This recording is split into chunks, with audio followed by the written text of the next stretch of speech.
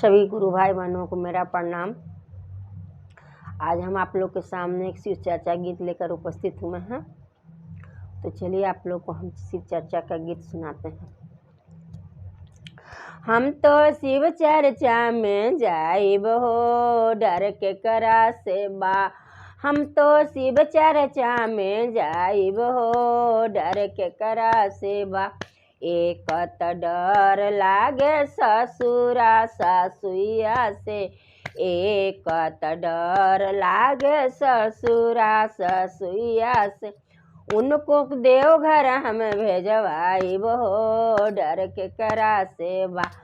उनका देवघर हम भेजवाइब हो, डर के करा से बा। हम त शिव चर्चा में जाइब हो, डर के करा से बा।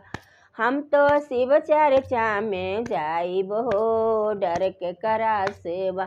दूसरा में डर लागे बड़की गोतिनिया से, दूसरा में डर लागे बड़की गोतिनिया से।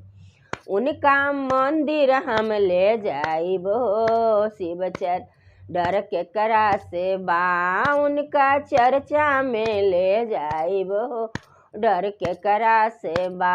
हम तो शिव चर्चा में जाइब ओ, डर के करा से बा।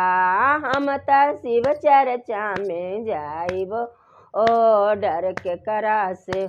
तीसरा में डर लागे छोटकी नदिया से, तीसरा में डर लागे छोटकी नदिया से। उनको चर्चा में ले जाइब हो, डर के करा से बा। उनका चर्चा में ले जा ओ, डर के करा से बा। हम त शिव चर्चा में जाइब हो, डर के करा से बा। हम त शिव चर्चा में जाइब हो, डर के करा से बा। चौथा में डर लागे पतारी बालमुआ से, चौथा में डर लागे पतारी बालमुआ से। उनका बनारस भेजवाइब हो, डर के करा से बा। उनका देवघर हम भेजवाइब हो, डर के करा से बा।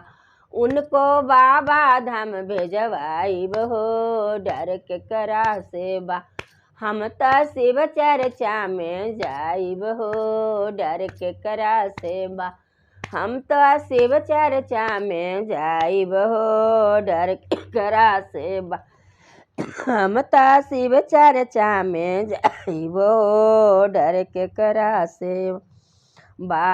हम त शिव चर्चा में जाइब हो, डर के करा से बा।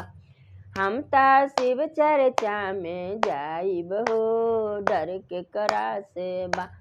हम त शिव चर्चा में जा ओ, डर के करा से बा।